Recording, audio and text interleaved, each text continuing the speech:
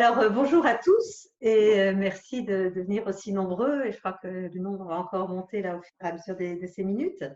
Pour donc partager avec vous en quoi, dans cette période si particulière, la PNL peut nous aider dans la résilience et de ce confinement et de ce déconfinement tel qu'il va avoir lieu avec toutes les incertitudes. Juste en quelques mots, parce qu'un certain nombre d'entre vous me connaissent et d'autres pas. Donc, moi, c'est France Boutrio. Et donc, je suis enseignante certifiée en PNL et interviens régulièrement en PNL à Repère depuis 15-20 ans. Et j'ai mon propre centre ici. Alors là, vous êtes souvent présenté géographiquement. Donc là, moi, ici, c'est la Normandie, Bayeux, la tapisserie de Bayeux, le Bessin. Voilà, ça vous parle peut-être.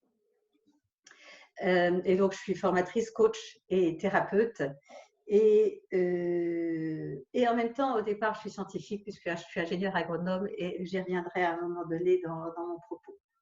Alors, c'est vrai que donc on vit quelque chose de très particulier. Et dernièrement, là, il y a une semaine, 15 jours, je ne sais plus, j'entendais Michel Perrault, qui est une historienne, et tout à fait d'ailleurs en accord avec un autre collègue à elle, historien, qui parlait d'événements historiques. D'habitude, les historiens sont très très prudents et c'est que quelques siècles en arrière ou en avant qu'ils peuvent nommer tel événement du passé comme étant, telle situation du passé comme étant un événement. Et là, elle disait très clairement, mais c'est un événement jamais vécu à cette ampleur-là dans notre humanité. Hein, bien sûr, il y a eu des pandémies. Comme disait, je ne sais pas si vous avez entendu l'interview d'Emmanuel Macron au Times Magazine, qui disait, mais c'est jamais arrivé qu'on arrête toute l'économie pour sauver des vies. Certes, il y a eu toutes les guerres qui ont parfois amené à ça, mais là, non, hein, c'est vraiment, donc, voilà. Et c'est vrai que tous nos repères ont été bousculés, nos lieux de travail, nos lieux de vie qui se sont rétrécis, du coup nos habitudes alimentaires qui changent, bien sûr le fait d'être soit trop avec certains et pas assez avec d'autres personnes au niveau de notre lien social. J'entends des voix, c'est OK? 18h, un instant, je regarde. Ok, je vais continuer, je crois que c'est des voix parasites. Donc, toutes nos projections sur l'avenir sont complètement là aussi bouleversées. Et bien sûr, notre santé, donc on a peur pour nous dès qu'on tousse un peu, pour nos proches, et on a peur. Il faut qu'on travaille ensemble, en fait. Et notamment dans ce déconfinement, ça risque d'être vraiment problématique. Excusez-moi, France, est-ce que vous pourriez demander aux gens de fermer leur micro et d'arrêter les visios également, s'il vous plaît? Ben oui, donc excusez-moi de vous interrompre. Avec Martial, parce qu'effectivement, moi aussi, ça me gêne d'entendre ça. Je ne peux pas le couper. Mais vous pouvez le couper, France. Vous pouvez couper tous les micros de tout le monde. Alors, je vais réessayer. En haut à droite, tu as cabinet médical pédiatrie 24. Là, il y a vraiment qu'il n'y a pas grand-chose. C'est vraiment pas très courtois de sa part. Demain. Je me permets, hein, excusez-moi. Oui, mais parce que moi, je ne sais pas si je suis nommée. Si, tu es.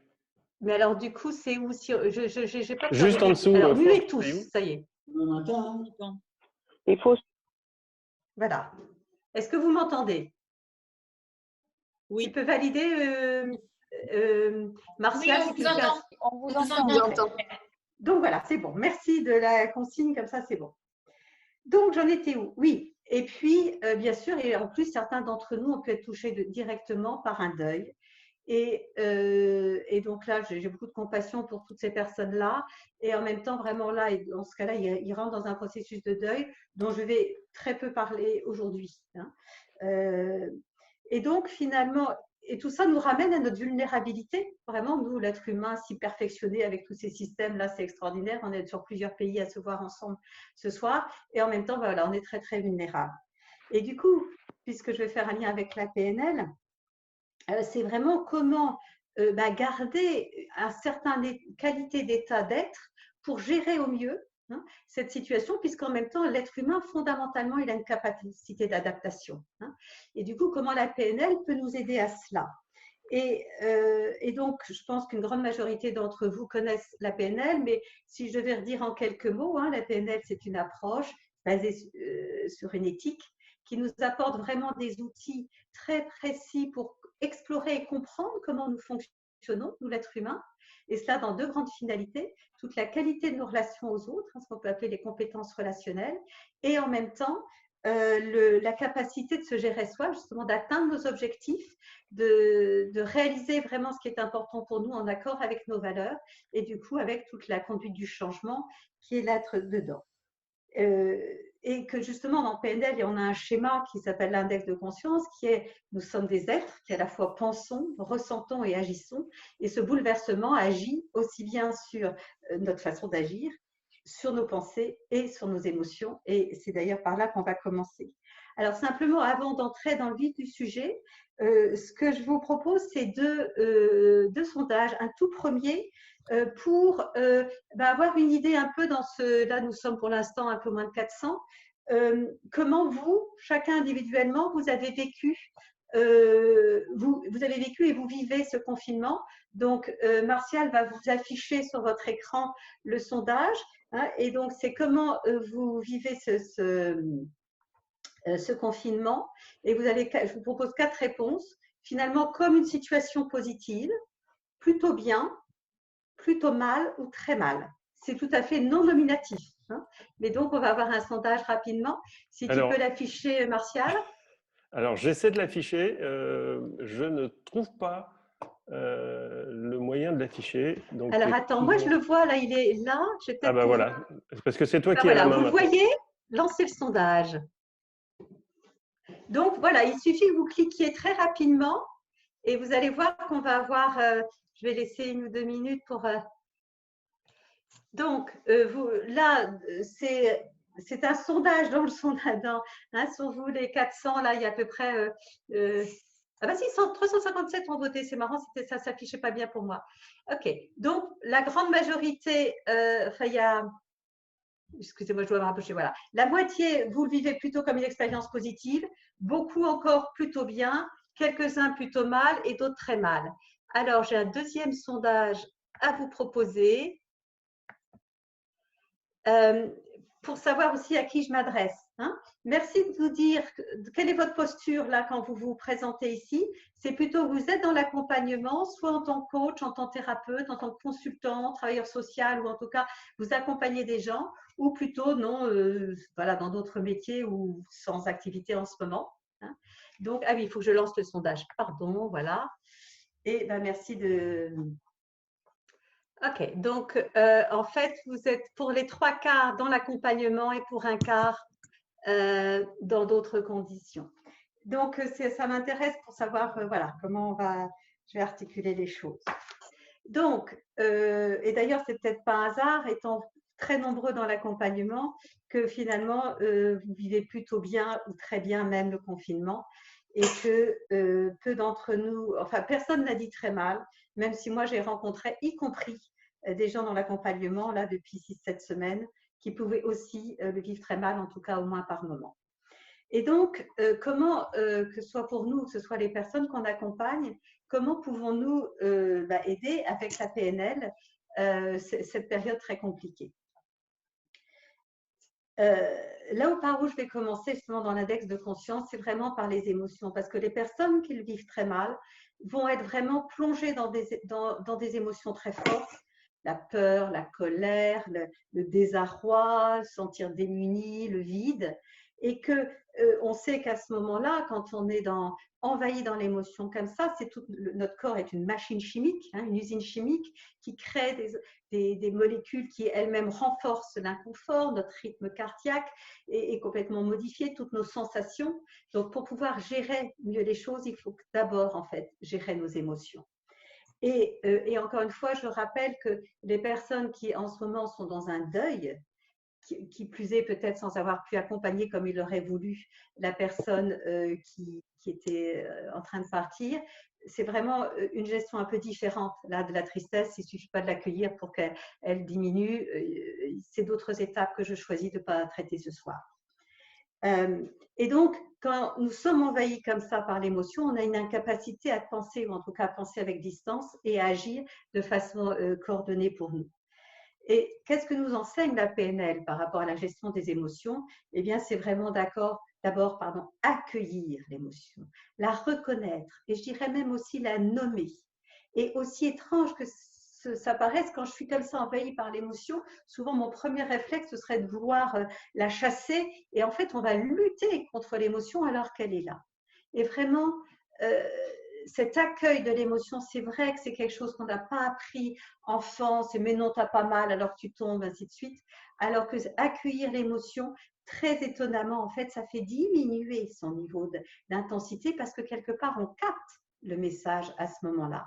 Et la reconnaître, accepter que oui, j'ai peur, que oui, je suis en colère, et la nommer, c'est vraiment des premières étapes qui permettent cette diminution de l'intensité et du coup de l'envahissement de tout mon corps et de toutes mes capacités.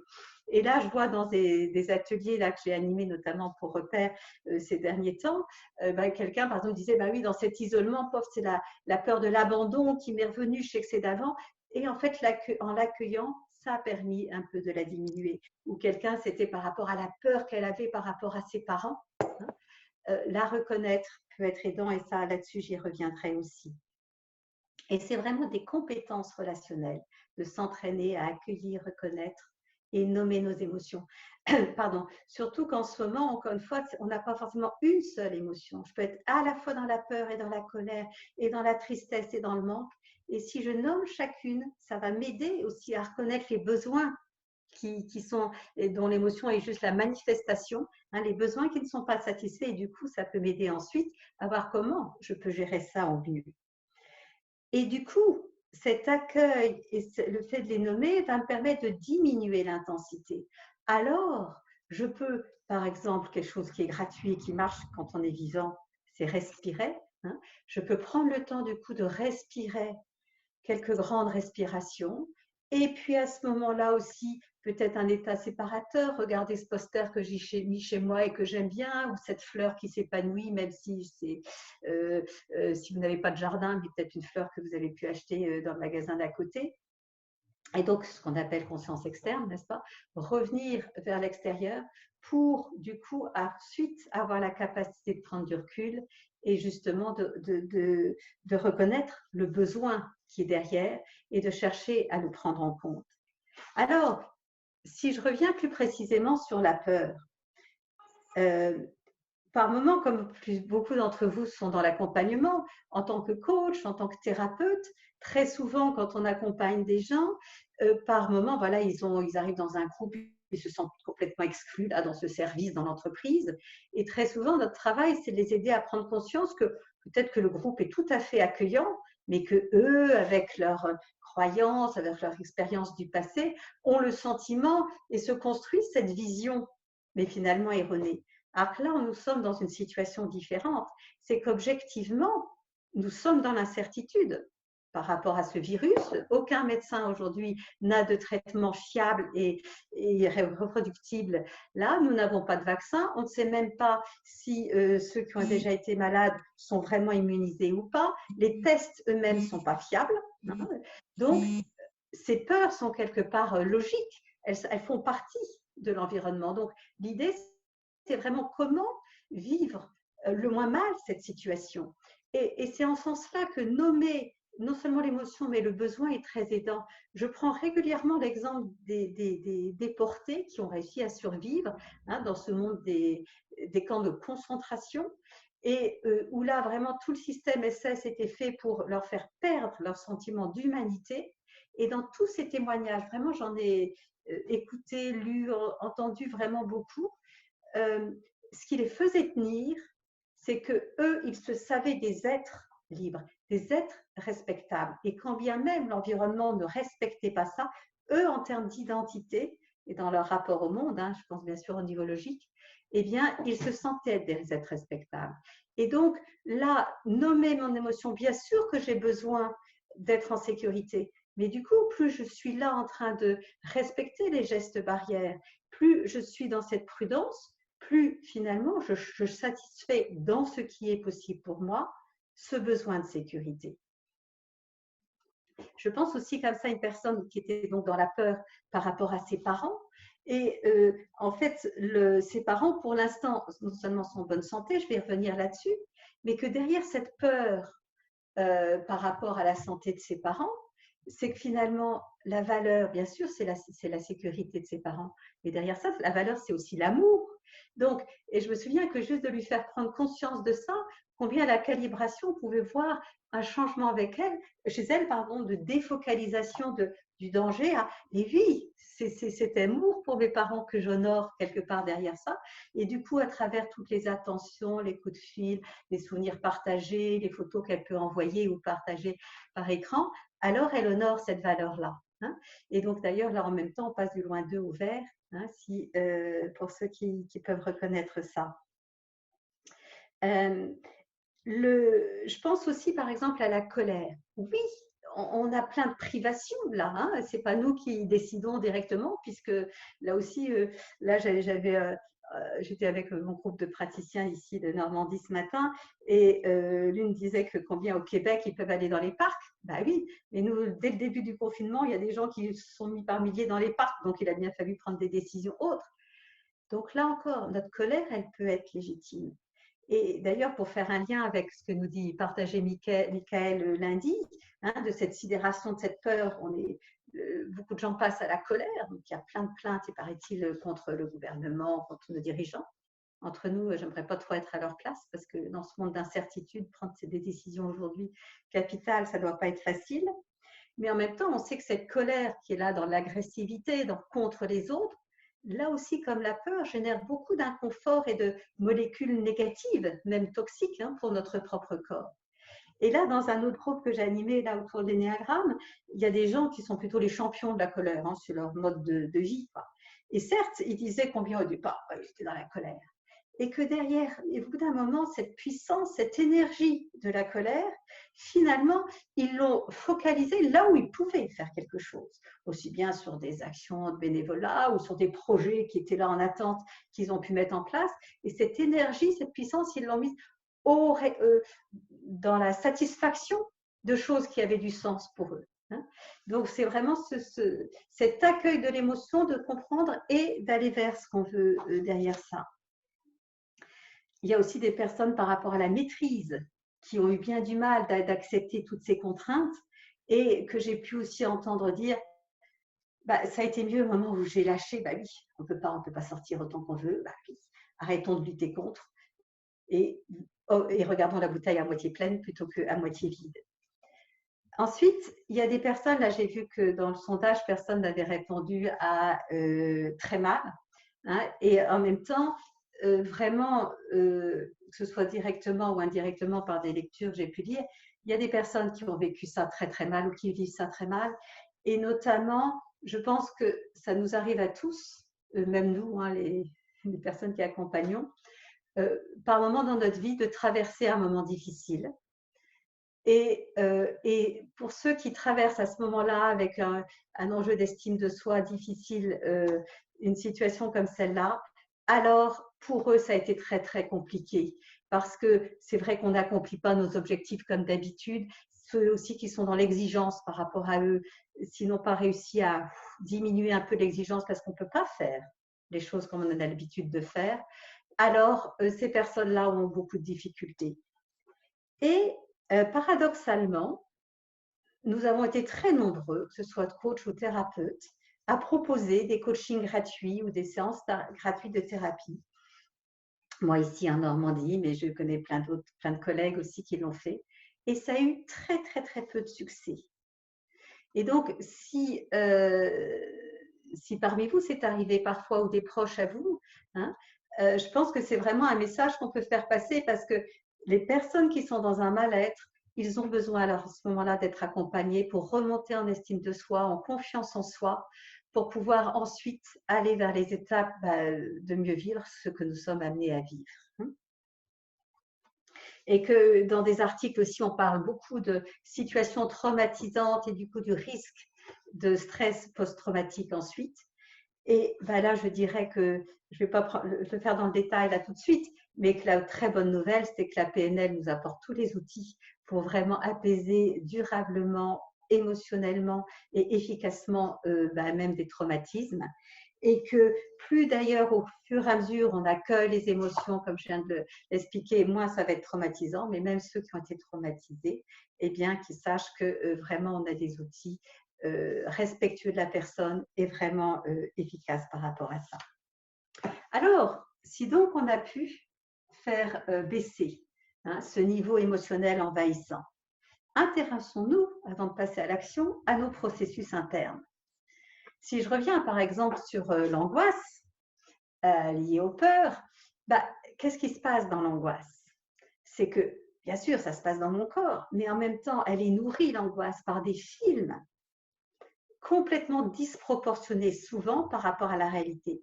Je reviens sur cette jeune femme qui avait peur par rapport à la santé de ses parents. En la questionnant, tout en accueillant son émotion, en fait, ses parents sont en bonne santé. Or, quand elle est dans l'angoisse, elle se fait un film d'horreur. Je lui pose dès la question, c'est quoi le film? Ah c'est ses parents qui étouffent, ou même parfois le film, c'est ses parents qui meurent. Or, aujourd'hui, enfin, au moment où je la rencontrais, ses parents étaient toujours bien vivants. Et donc, c'est un peu, moi j'aime bien prendre cette métaphore-là avec les sous-modalités, c'est un peu comme quand on va au cinéma, maintenant il y a plein de cinémas avec plusieurs salles, même à Bayeux, il y a 3 salles dans le cinéma de Bayeux, et que c'est comme si on s'était trompé de film, puisqu'en fait ce film qui m'angoisse n'est pas le film de la réalité d'aujourd'hui. Plus, moi j'invite les gens à prendre conscience vraiment de ce film épouvante qu'ils ont vu, parce que quand il va revenir, ils en auront plus facilement conscience. Et à ce moment-là, du coup, ok, mais ça, c'est pas le film de la réalité, ça, c'est ce qui m'angoisse, mais qui peut-être ne va jamais advenir. Ok, je me suis trompée de ticket, il faut que je change de salle du cinéma et aller. Et c'est intéressant pour ça de programmer qu'est-ce qui, à ce moment-là, serait bon pour moi. Peut-être juste revenir conscience externe, regarder ce qu'il y a autour de moi, ou choisir que tiens, ce projet dans le futur ou ce bon souvenir, c'est quelque chose qui va me faire du bien à regarder. Donc, on peut agir aussi vraiment sur nos processus internes et du coup, mieux gérer et éviter de monter dans le crescendo émotionnel inadapté. Je pense aussi que toujours par rapport à ces incertitudes, la grande difficulté par rapport à ces heures d'information, où il y a eu tellement de choses répétées. Alors, on nous scandait les morts, les morts, les morts, les entrées aux hôpitaux. Au début, on ne nous parlait même pas des sorties de l'hôpital. Et puis, parfois aussi avec des distorsions dans le traitement des chiffres.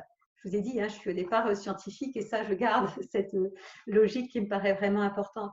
Par exemple, quelque chose qui m'a beaucoup choquée, je n'ai pas regardé dernièrement, je ne saurais pas vous dire les derniers chiffres, mais assez vite, vu qu'il y avait une différence entre la France et l'Allemagne, les journalistes vraiment dénonçaient combien le taux de mortalité était tellement plus fort en France qu'en Allemagne.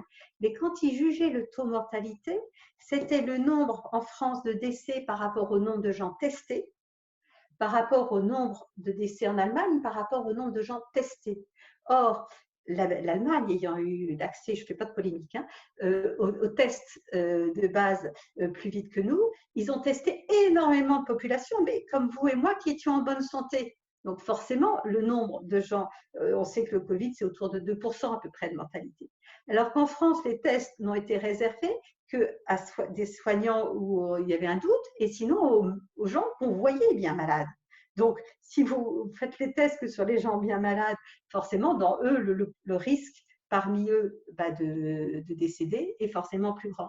Donc, soyons vraiment prudents. Et quand je fais ça, c'est là aussi les sous-modalités. Écartons un peu de nous ce qui n'est pas sûr ou qui n'est pas juste, de justesse, pour éviter, là encore, soit les films, soit les pensées qui nous angoissent et qui nous empêchent de gérer au mieux tout cela. Et que je crois aussi encore par rapport à ça, l'enjeu c'est d'accepter cette incertitude-là, pour l'instant vraiment humaine et universelle. Bien sûr, on a envie de prévoir, on est programmé comme ça. Eh bien là, c'est accepté. Pour l'instant, il y a peut-être plusieurs hypothèses et je ne sais pas laquelle sera. Et d'essayer d'être un peu plus du coup au présent en faisant au mieux, nous, par rapport à ce qui dépend de nous. Et vraiment, l'histoire des sous-modalités doit mettre de côté du côté qui vous arrange le mieux, hein, ces pensées qui tournent en boucle, je pense, peut vraiment être aidant. Et du coup, si je gère mes émotions, si je gère mes processus de pensée, alors là, je peux accéder à mes ressources, en particulier le bel état coach que nous enseigne Robert Dills, hein, centré, c'est-à-dire vraiment je suis présente dans mon corps, ouverte avec mon cœur qui est ouvert, avec en même temps donc l'intelligence du corps émotionnel, l'intelligence du mental alerte, et en même temps connectée à mes ressources, aux ressources qui sont autour de moi, et en même temps dans l'accueil, ce que j'évoquais au début, de ce qui se passe. Alors, on peut peut-être passer du coup à l'action et on va reprendre vraiment ce qu'on voit dès le départ aussi dans les formations PNL, la notion d'objectif. Là, j'ai fait des petites clés, mieux vivre notre confinement. Là, si ça vous amuse, vous pouvez voir sur ma chaîne YouTube. Hein, j'en ai fait 4 pour l'instant. Et une des clés, ça dure 2-3 minutes.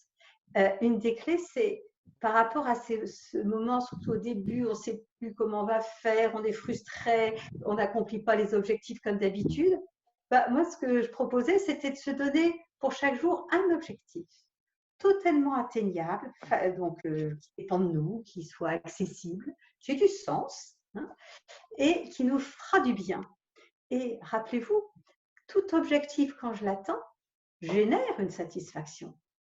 Et ça peut être vraiment des choses aussi simples que peut-être prendre un temps pour soi, juste aujourd'hui il faisait beau ici en Normandie, peut-être 2 secondes dans le transat. Ça peut être aussi bien faire le nettoyage de sa salle de bain et avoir la satisfaction qu'elle est propre, une petite recette différente, ou tiens ce projet que j'avais reporté et là où ce mail a envoyé, et prendre le temps de sentir cette satisfaction que j'ai à ce moment-là, et que c'est un tout petit pas. Mais même si je pense au niveau logique, le fait que je me suis donné un engagement sur ce petit objectif, que je l'ai atteint, eh bien, c'est aussi chérir finalement l'estime de soi, puisqu'il y aura une satisfaction, et renforcer en fait la confiance dans mes capacités, par exemple, à tenir un objectif. Et derrière ça, il y a toute la capacité d'émerveillement qui peut vraiment être dans ces petites actions qu'on peut se donner à faire. Toujours pour faciliter ce passage par l'action, notre moyen d'action, c'est quand même le corps. Et que oui, on est confiné et on ne sait pas d'une région à l'autre comment ça va être vraiment pour la semaine prochaine, mais on a quand même le droit d'1 heure par jour. Et excusez-moi, mais qui prenait le temps de marcher pendant 1 heure chaque jour? Moi, j'ai rencontré plusieurs personnes, et c'est mon cas aussi, où finalement, on fait presque plus de sport, hein, soit à marcher vite ou courir, qu'avant, puisqu'en plus, il n'y a pas les transports, où on est, surtout en région parisienne, pour ceux qui sont à Paris, un peu confinés. Donc, on a la possibilité de prendre en compte son corps. Alors, je sais, il y a des appartements très petits, il y a des situations vraiment compliquées. Mais là aussi, par exemple, par Internet, il y a plein de tutoriels pour faire différentes sortes de sports, de la gym, du qigong, du yoga. Et que donc, valorisons ce temps qui nous est donné à l'intérieur comme à l'extérieur. Et puis, on peut s'amuser aussi à danser sur de la musique. Enfin bref, utilisons vraiment le corps. Derrière ça aussi, dans ces petites balades-là, donc on n'a pas le droit d'aller loin, pour l'instant c'était 1 kilomètre. Papa, c'est qui? Ah non, c'est un autre parasite. C'est une formation. Dans cette possibilité-là, finalement, c'est la capacité d'explorer tout ce qui est possible autour de chez nous. Et écoutez, moi, très modestement, ça fait 26 ans, là, nous avons un enfant qu'on entend, hein, ça fait 26 ans qu'on habite ici à Bayeux. Eh ben, on a découvert encore des toutes petites ruelles et tout ça qu'on ne connaissait pas. Et pourquoi j'en parle? Parce que ça générait une satisfaction. Et là, hier soir, je lisais un article de cerveau et psychologie, sur le fait que vraiment notre cerveau réagit à la découverte et génère de la dopamine, donc quelque chose qui nous fait du bien. Et c'était vraiment lié ça vraiment à la nécessité d'adaptation de nous, l'être humain, pour survivre. Et donc, cet esprit de découverte, que ce soit dans notre logement, que ce soit là, juste dans cet environnement-là, et bien sûr avec tout ce qu'offre Internet, valorisons-le complètement. Toujours dans l'action, si je reviens sur notre stratégie, notre capacité d'adaptation, eh bien, rappelez-vous, pour ceux qui ont été au moins jusqu'au praticien, hein, on modélise les stratégies en PNL, hein, le fameux TOT modèle. Et là, par exemple, avec mon groupe de praticiens ce matin, puisque depuis le confinement, je les vois tous les 15 jours, là, en visio comme ça, avec Zoom, je les avais invités à, donc ce matin, à repérer dans ce confinement des stratégies inhabituelles qu'ils ont mis en place pour s'adapter. Et c'était vraiment très sympa parce que chacun en avait repéré, même une qui commençait à dire oh, « enfin moi, toujours le jour », en fait, elle a quand même pu nous en partager 3. Et que du coup, c'était là aussi valorisant hein, de se rendre compte de ça. Et qu'il y a une créativité là-dedans qui est vraiment, vraiment sympa. Alors, je vous en partage juste pour vous montrer que ça peut être vraiment des toutes petites choses comme des choses plus importantes. Par exemple, l'une disait, donc là, elle est confinée avec son mari et ses 2 enfants, et que dans la vie au quotidien, n'est-ce pas, il y a des choses qui sont un peu casse-pieds, comme par exemple les chaussettes qui traînent et qui ne sont pas dans le panier à linge sale, donc elle en avait dit et redit, donc ça ne passe pas en face, que c'est casse-pied aussi pour elle de le redire, et donc sa petite stratégie, c'est un post-it, et elle a été mettre un post-it sur la chaussette qui traînait, écrit dessus, alors quelque chose comme « Aïe, aïe, aïe, je suis une chaussette en déshérence, qui va pouvoir m'aider à trouver le panier des chaussettes sales ?» Et qu'en fait, non seulement autour ils ont ri, mais ça a marché, c'était efficace.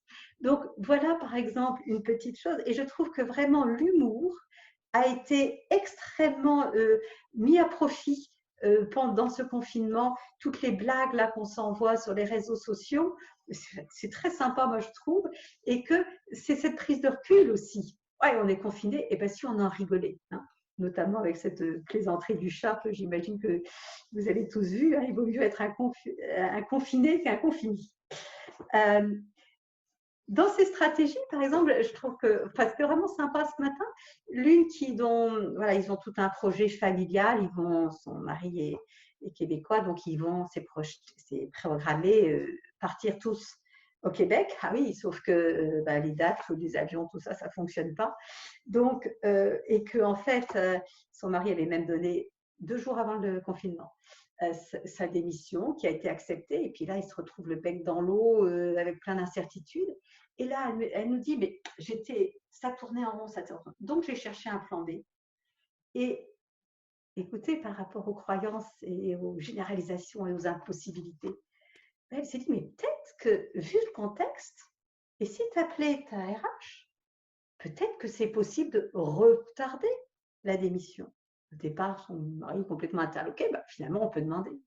La RH a dit, oui, pourquoi pas, on n'a pas commencé le recrutement, mais il faut quand même que vous demandiez à votre chef de service. Le chef de service a dit oui. Hein, vous imaginez comment au départ, non, il a demandé sa démission, elle a été accordée, ça n'est plus possible, hein, opérateur modal. Et là, c'est vraiment soulever, chercher en fait des opportunités, élargir le champ des possibles. Dans les stratégies de ce groupe, hein, c'est vraiment, et là aussi dans des stagiaires repères, cette prise de temps a été parfois très, très bénéfique. Hein. J'ai vu que vous êtes très nombreux à avoir dit que c'était quelque chose de très positif, ce confinement. Et j'en ai entendu des gens dire merci, en fait, ce qui se passe. Je pense aussi bien à un stagiaire qui a dit mais j'avais tout planifié, mon parcours coaching, la PNL, la systémie, la processcom, tout était combiné, et puis voilà que ça tourne en vrille. Alors là, il est passé par la colère d'abord, et puis il dit, mais en fait, quelle découverte! Mais j'approfondis, je pratique, je n'imaginais pas que ces outils étaient aussi puissants. C'est un beau cadeau. Et je pense aussi à quelqu'un que je coach, là, qui est un artisan. Il a une entreprise boulangerie-pâtisserie d'une quinzaine de salariés, donc l'immense majorité est en chômage technique. Et là, mon client, c'est quelqu'un toujours dans l'action, dans la maîtrise, il agit. Et là, il avait un coup de mou, là, c'est pour ça qu'il avait repris un coaching. Et là, il me dit aussi, Mais là, j'ai pu me poser. Il ne sait jamais se poser, hein, même pendant les vacances, il faut bouger. Et j'ai pu prendre du recul et j'ai pu analyser ce qui allait pas dans mon entreprise. Et là, j'ai compris plusieurs choses. Et donc, ce temps qu'on s'accorde rarement, eh bien là, il se l'est enfin donné. C'est presque une première fois de sa vie qu'il se pose autant. Et il en voit tous les bénéfices. Une dernière chose que je voudrais dire sur les stratégies d'adaptation, et justement ce que je veux dire, c'est sur les stratégies de survie. J'ai vraiment aussi rencontré des personnes où cette situation exceptionnelle, inhabituelle et contraignante a mobilisé chez eux une stratégie avec une puissance incroyable. Je pense à une cliente là en thérapie. Je ne vous fais pas le détail, mais arrivant au monde dans un environnement familial toxique et négatif, et qui se traduit en termes de croyance par je n'ai pas de valeur, je suis nulle et de toute façon je suis moins bien que les autres. Et là même, je l'ai rencontrée, c'était même fin février, avant le confinement, et qui est là, exprimer une colère, comme quoi vraiment les gens n'étaient pas assez attentionnés, ils ne se rendaient pas compte du danger du virus, qu'ils n'avaient pas le droit de porter atteinte à sa santé, qu'elle n'avait pas fini de contribuer au monde tel qu'elle le voulait. Et je lui dis en même temps, mais c'est extraordinaire, vous êtes en train de me dire que vous, les autres, vous revendiquez que les autres vous respectent, hein, et que là, quand vous dites ça, vous êtes complètement dans l'estime de vous. Et c'est ce qu'on cherche là, à maintenir et à stabiliser depuis un certain nombre de séances. Et donc, cette énergie de survie, elle peut être hyper puissante et la faire voler en éclats les limites parfois qu'on se donne. Et là, je me souviens que cette séance-là, on a vraiment travaillé pour qu'elle s'auto-modélise sur cette stratégie de survie pour qu'au-delà, quand tout ça sera fini, on l'espère, eh bien, qu'elle soit toujours dans cette capacité d'utiliser cette belle énergie. Alors, pour aller vers la dernière partie de mon propos, donc on gère nos émotions, on gère aussi nos processus de pensée et on peut donc passer dans l'action très simple de regarder des graines de haricots pousser et de s'émerveiller chaque jour, hein, ou de mettre un post-it sur des chaussettes, mais aussi bien sûr dans ce temps de calme et de repos, de repos pas toujours parce qu'on travaille aussi beaucoup et Dieu sait que la vidéo est parfois vraiment fatigante, mais dans ce temps particulier, je devrais dire plutôt, eh bien sûr, c'est aussi l'occasion, comme beaucoup d'entre nous, je le sais, l'ont fait, de revenir aux questions essentielles. Qu'est-ce qui est important pour nous? C'est quoi mon projet pour moi-même? Qui je suis? Est-ce que ma façon d'être, la mission que je me donne me convient vraiment? Et au-delà de moi, vraiment vers quel monde je veux vivre, vers quel monde j'aspire, c'est quoi ma vision? Donc, vous avez bien entendu là que je remonte dans les niveaux logiques et que il y a vraiment quelque part une énergie très, très riche, très puissante qui se met en place à ce moment-ci. Et là-dedans, c'est là que j'ai envie de resituer les relations. J'en ai peu parlé là jusqu'à maintenant, parce qu'encore une fois, il y a eu des difficultés vraiment chez certaines personnes d'être trop avec des gens avec qui il y avait des tensions, mais aussi d'être pas assez. Et que derrière ça, ce moment qu'on est en train de vivre montre à quel point nos relations sont importantes pour nous. Et là aussi, je rejoindrai Mickaël qui parlait de nous en tant qu'être grégaire, hein, c'est-à-dire qu'il a besoin, l'être humain a besoin des relations, et que là, on reprend vraiment toute la mesure de cela. Or, parfois dans la vie d'avant, habituelle, on l'oublie, et puis c'est justement quand il y a un drame, une maladie ou un deuil, qu'on reprend conscience à quel point, mon Dieu, mais on négligeait la relation avec nos proches, avec les gens qu'on aimait, on ne leur disait pas qu'on les aimait, et ainsi de suite.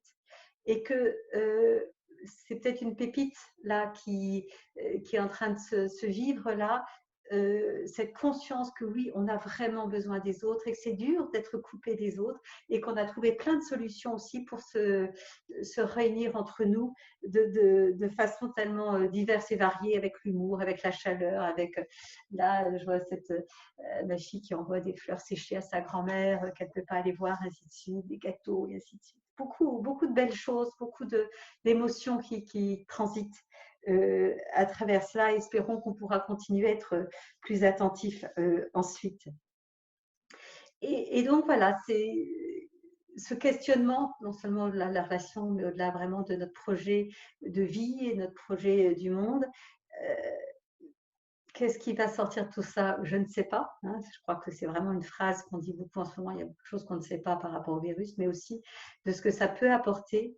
Mais ce questionnement me paraît vraiment intéressant et riche. Et du coup, en lien justement avec l'importance de nos relations, donc comment co-construire ensemble dans cette intelligence collective qui nous est aussi si chère en PNL.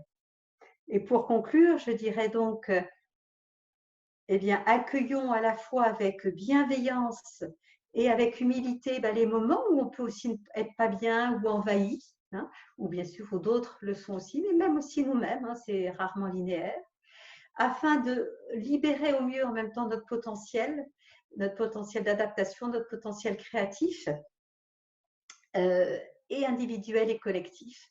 Et je crois que c'est un bel enjeu humain pour nous tous à travers cette période d'incertitude.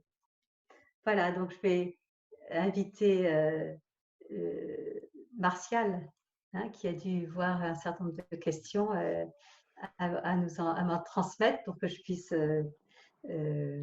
réagir et répondre peut-être à certaines d'entre elles. Alors déjà, France, au nom des plus de 400 personnes qui sont en ligne, je voudrais vraiment te remercier pour le cadeau que tu nous fais. La seule question sur laquelle on pourrait revenir, c'était sur les propositions de coaching gratuits qui ont été faites par pas mal de gens de la communauté présente ce soir et qui n'ont pas rencontré un gros succès. Et est-ce que toi, tu as un retour d'expérience là-dessus à partager avec nous? Très similaire. Donc là, moi, ici en Normandie, on a une association informelle qui s'appelle Coach Normand. Quand je dis informelle, elle n'est pas déposée, c'est pas une loi de 1901, mais ça fait plusieurs années qu'on se réunit une fois par mois. Chaque fois, c'est un des collègues qui présente. La dernière fois, j'avais présenté par exemple les mentors. Hein, on vient d'approches et d'horizons différents.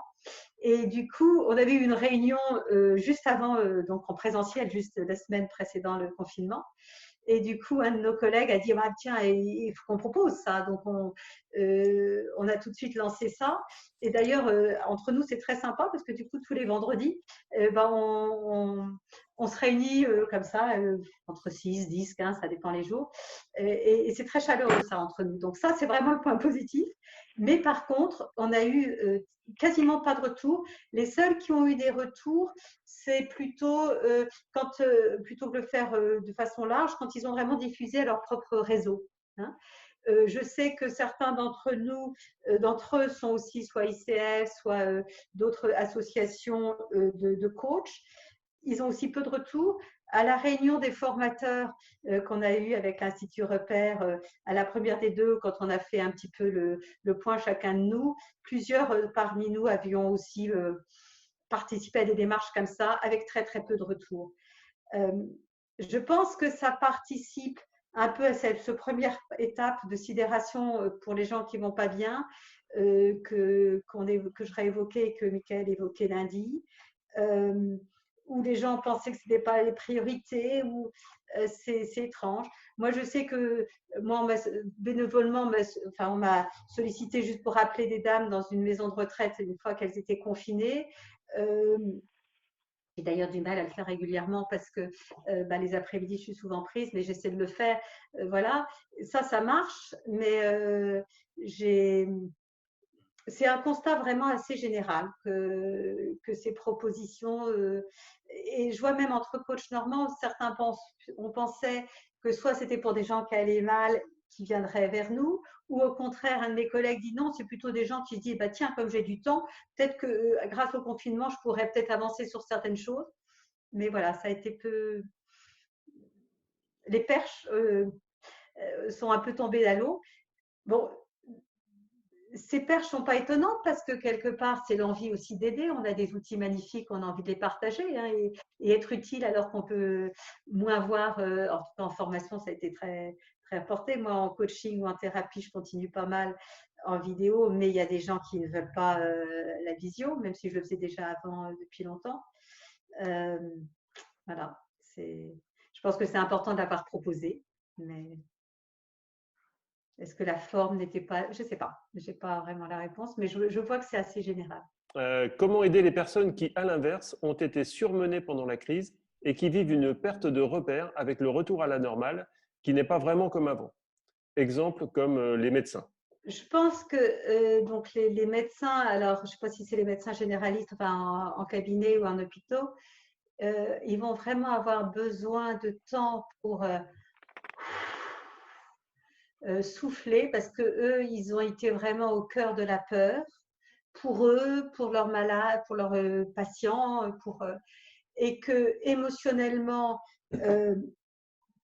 ils n'ont bien sûr pas tous réagi de la même façon, mais je pense un peu comme quand on est dans l'urgence, voilà, on se coupe soit on se coupe de tout ça et on agit, mais après il y a vraiment un besoin de se reposer, de reconnaître là encore combien ça a été dur, combien ça a été éprouvant et combien émotionnellement, mais même je pense aussi vraiment physiquement. Hein, et,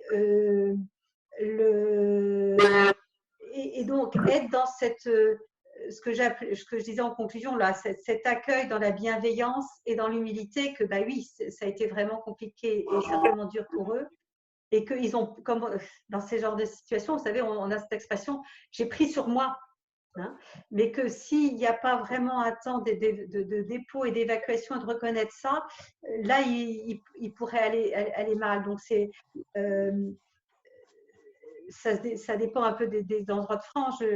J'ai un peu plus d'informations sur Nantes parce que j'ai un fils qui est gériatre là-bas et je vois ça diminuait vraiment voilà, et c'est vrai qu'il était très fatigué, mais qu'il avait le sentiment de pouvoir un peu plus se reposer le week-end dernier. Je pense qu'il y a vraiment s'accorder au mieux du possible la reconnaissance de tout ce qu'ils ont vécu de dur. Est-ce que, je ne sais pas s'ils peuvent en fait en discuter à plusieurs, maintenant de plus en plus, même les généralistes sont en cabinet ou ils sont à plusieurs. Je pense qu'un temps partagé comme ça, de se reconnaître entre pairs dans… bah oui, ça a été dur, bah oui, je suis fatiguée, bah oui, j'ai eu peur pour moi, j'ai eu peur pour ma famille, si je ramenais tout ça. Je pense qu'un temps de parole après ce temps-là est vraiment important.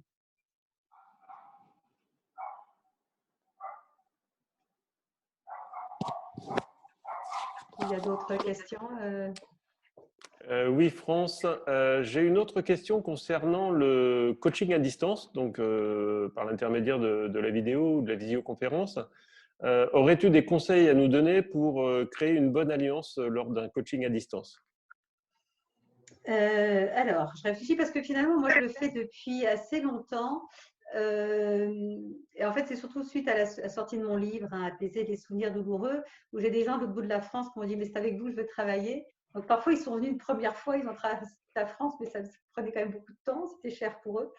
Et donc, finalement, on a parfois travaillé une première fois en présentiel et puis après à distance. Et puis finalement, maintenant, il y a des gens que je n'ai jamais vus en direct, enfin en présentiel, mais qu'à distance. Donc, la bonne nouvelle, c'est que c'est quand même vraiment possible.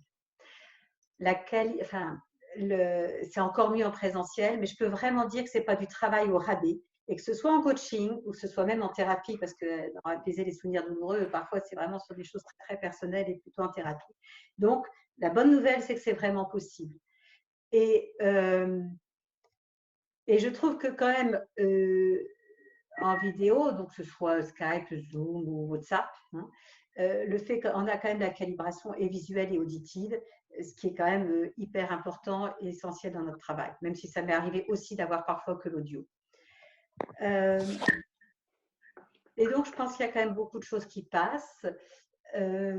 Finalement, je réfléchis parce que pour moi, finalement, j'ai dû installer des stratégies qui sont un peu inconscientes parce que j'ai plus le sentiment tout de suite que c'est très différent quand je démarre avec quelqu'un que par la vidéo par rapport au présentiel, parce que je sais que c'est possible, vous savez, hein, ça c'est la croyance qui est aidante pour mettre en place les stratégies derrière ça.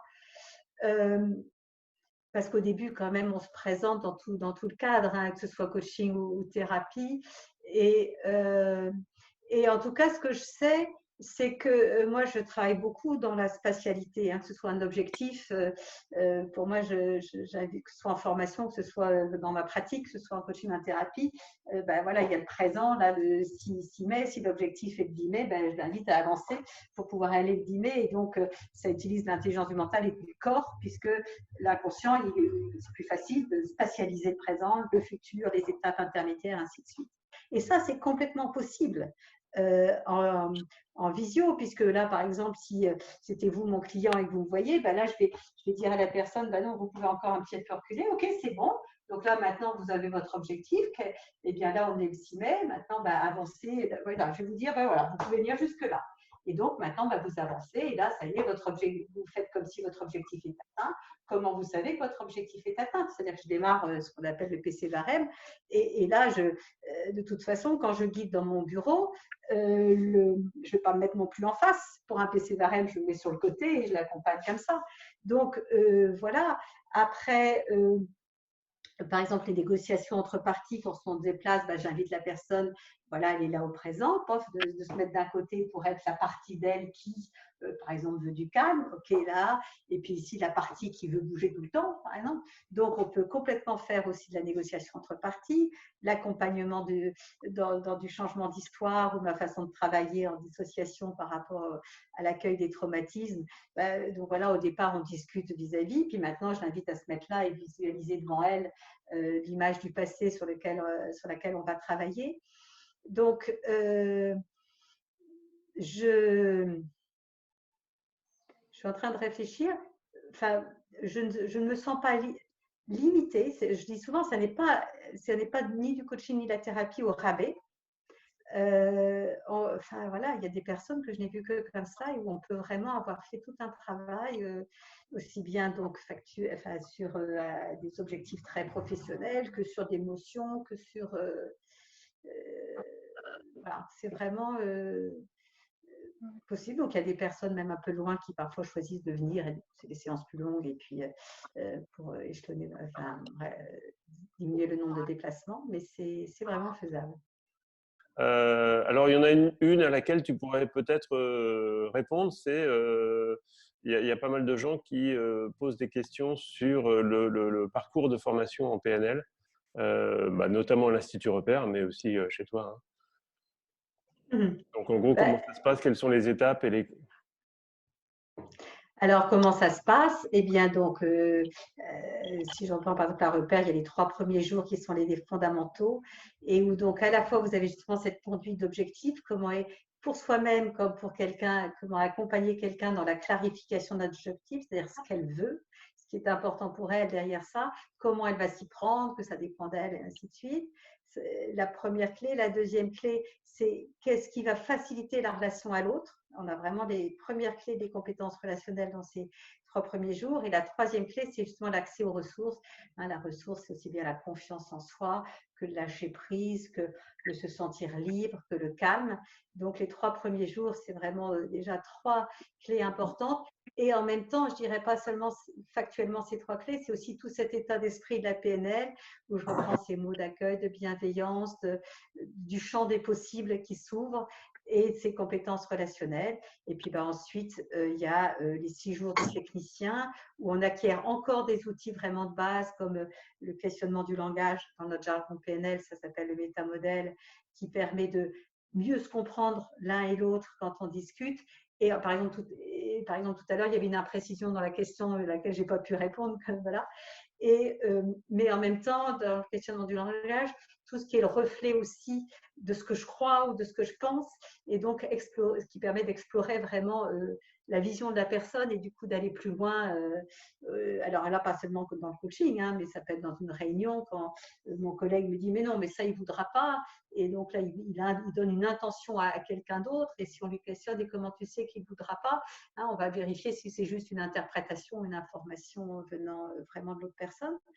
Donc voilà, dans le technicien, on continue à acquérir des outils de base et en même temps déjà des leviers de changement comme trouver des solutions par rapport à un comportement que je répète tout le temps et qui me gêne et trouver d'autres comportements possibles. Puis ensuite, on a le praticien qui élargit encore les techniques de changement, hein, notamment émotionnelles, qui, je parlais tout à l'heure des stratégies qui nous permet vraiment de modéliser aussi bien quand, par exemple, dans certains cas, je sais prendre une décision et pas dans un autre cas. Tiens, comment je m'y prends en ce cas-là? Est-ce que je peux utiliser cette stratégie-là dans l'autre cas?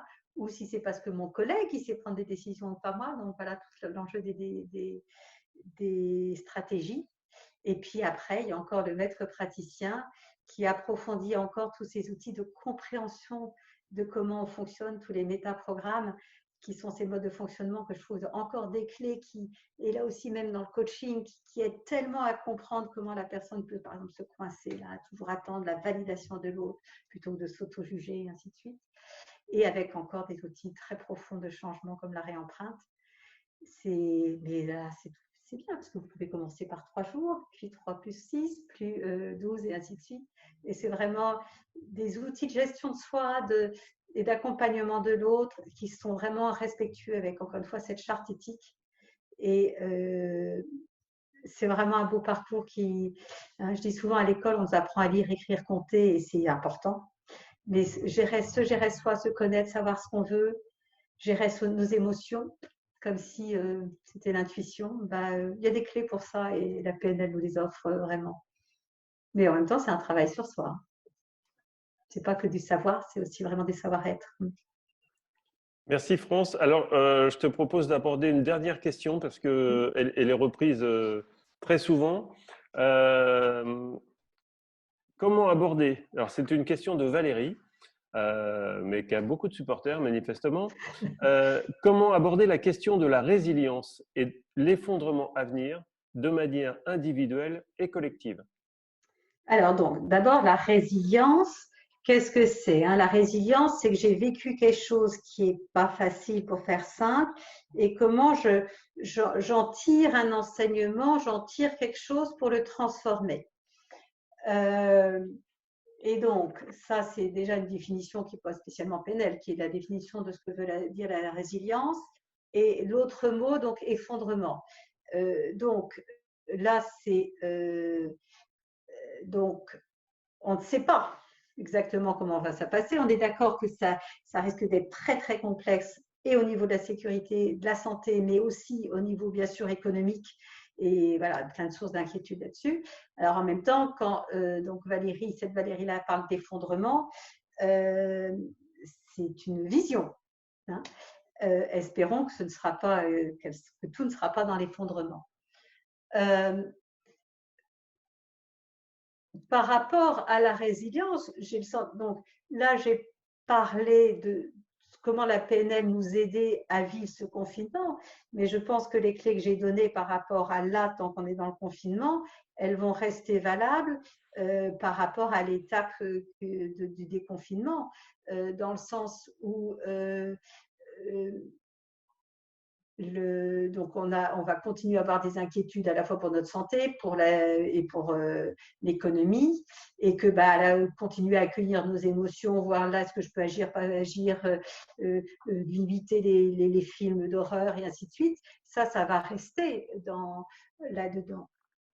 Sur la résilience, dans l'état d'esprit vraiment qui est qu'est-ce que j'en fais, je dirais que c'était ce que j'évoquais à la fin et que là aussi Michael a évoqué lundi comme Claude et Olivier la semaine dernière.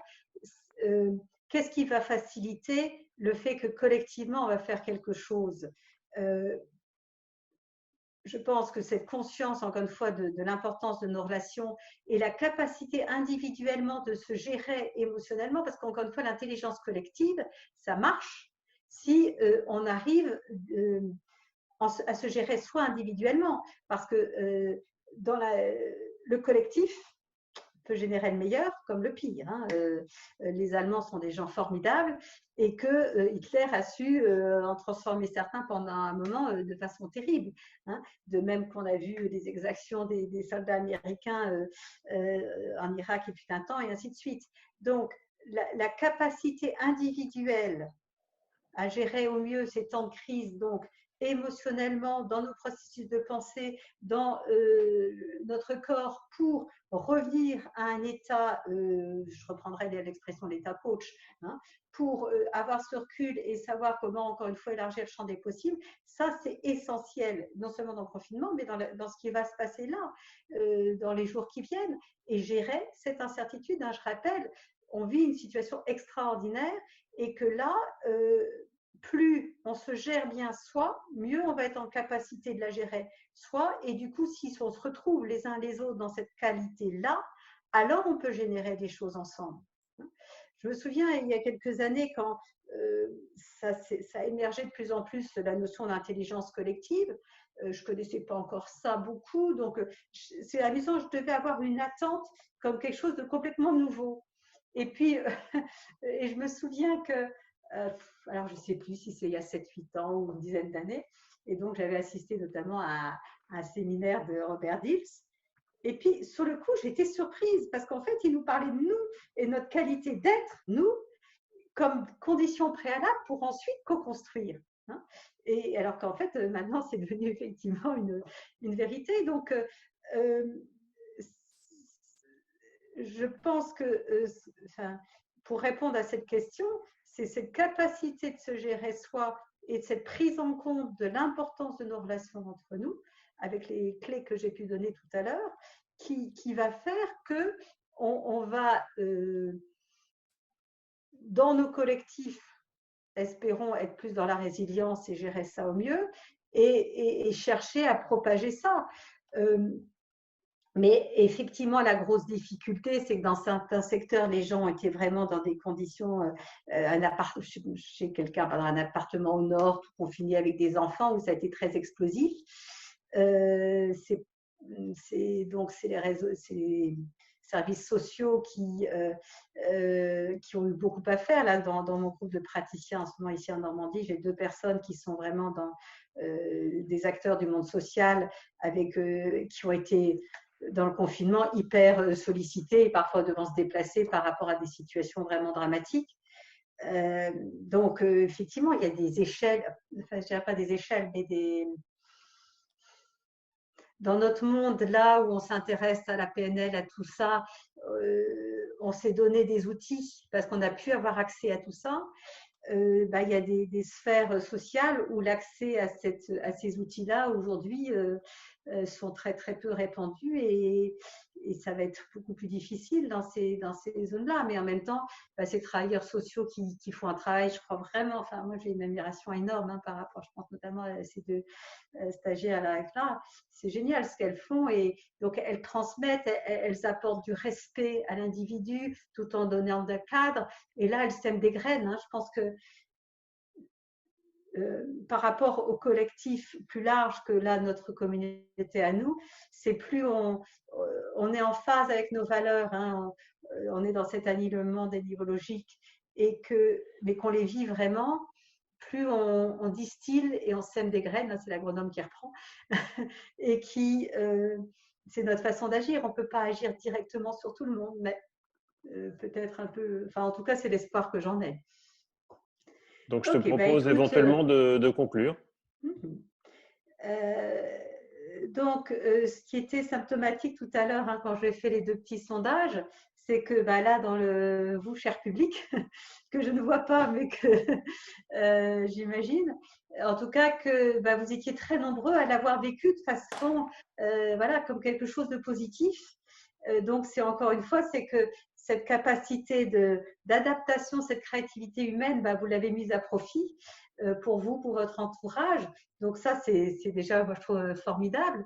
Et que si, c'est cette PNL telle que je vous l'ai proposer, présenter, vous donne des éclaircissements supplémentaires pour justement essaimer autour de nous, pour aider dans plus de mieux-être. Enfin, moi, j'en serais vraiment ravie. Et que, voilà, dans cette intelligence collective, la qualité de l'énergie qu'on diffuse me paraît vraiment importante. Et donc, essaimons et partageons.